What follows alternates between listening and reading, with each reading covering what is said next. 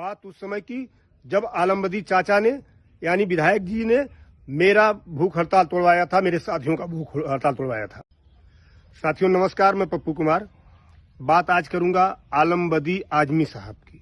जी हाँ, उसी आलमबदी आजमी साहब की जिनको पूरे उत्तर प्रदेश में सबसे ईमानदार विधायक के रूप में जाना जाता था। सादगी की प्रतिमूर्ति, लोग कहते थे 35 रुपए मीटर का कपड़ा पहनते थे।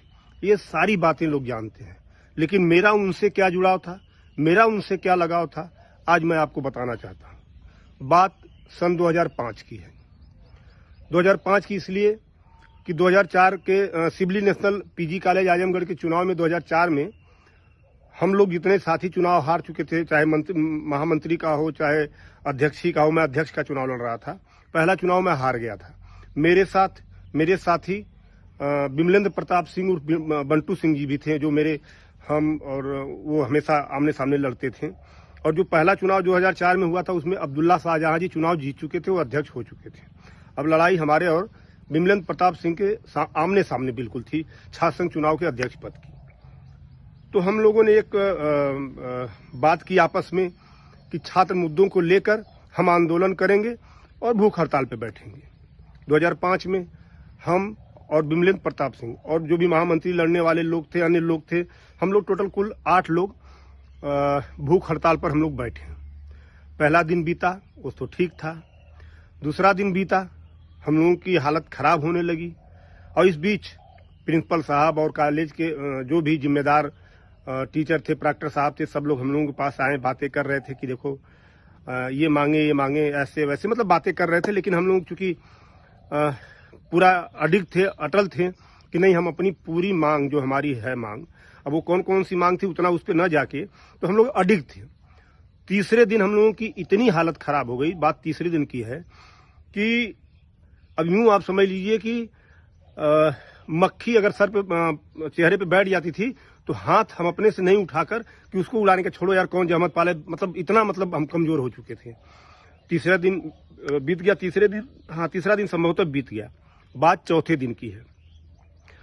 मीडिया बाजी, ये वो, बाकी लड़के डेली रोड पे जाम करना, धरना प्रदर्शन की, हमारे जो ये 8 साथी भूख हड़ताल पे बैठे हैं उनको बचाया जाए, ये वो सब चल रहा था। इसी बीच संभवतः चौथे दिन, चूंकि सन 2005 की बात है, यानी कि आज से 21 साल पहले की बात है, तो सुबह का समय था, मेरे ख्याल से 9 बज रहा था, करीब 9 बजे करीब बज रहा था।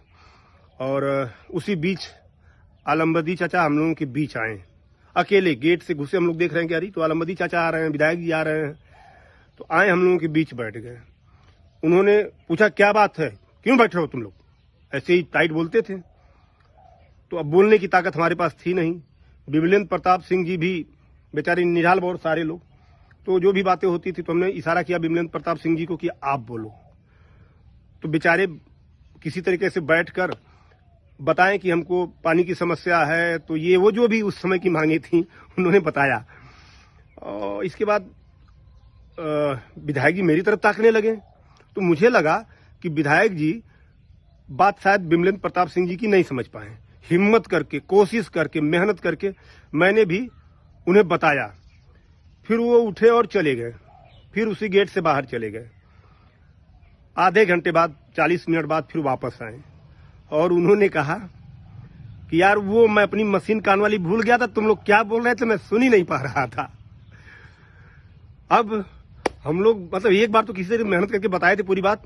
खैर चाचा जी मतलब इतने संजीदा व्यक्ति थे कि हमारे पास चल कर आकर हमारी समस्याओं को पुनः उन्होंने बढ़िया से सुना।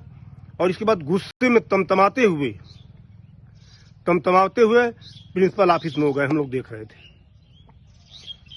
और पता नहीं अंदर से, लेकिन बहुत तेज आवाज आ रही थी। हम लोग तो वहां थे नहीं, क्या बातें हुई वो प्रिंसिपल साहब जाने और वो जाना, और वहां जो भी लोग थे। इसके बाद निकले और प्रिंसिपल साहब को साथ लेके निकले, बहुत गुस्से में विधायक जी, और उधर से चिल्लाते हुए, बच्चे मर रहे हैं, तुम्हें कोई फिक्र है कि नहीं फिक्र है, ये वो, मतलब बहुत सारी बातें। और अच्छा लग रहा था उन बातों को याद करके, रोंगटा खड़ा हो जाता है कि विधायक जी एक एक बातों पे, मतलब किसी भी कहीं कोई धरना प्रदर्शन कर रहा हो पहुंच जाते थे, चाहे जो भी कारण रहा। वो कभी दलगत की बात नहीं कि, मतलब वो जन समस्याओं की बात को हमेशा सोचते थे ये कभी उन्होंने नहीं सोचा कि फला किस दल का है, हमें उसके साथ नहीं जाना चाहिए। उनके बारे में बहुत सारी कहानियां हैं। आज के लिए इतना ही। फिर लेकर आऊँगा विधायक जी के साथ जुड़े हुए कुछ जो मार्केट में नहीं है जो बातें, उनको लेकर आऊँगा लोगों से पता करके, क्योंकि मेरी उनके प्रति सच्ची श्रद्धांजलि मैं उनको देना चाहता हूँ। बहुत बहुत धन्यवाद। जय भीम, जय समाजवाद। धन्यवाद।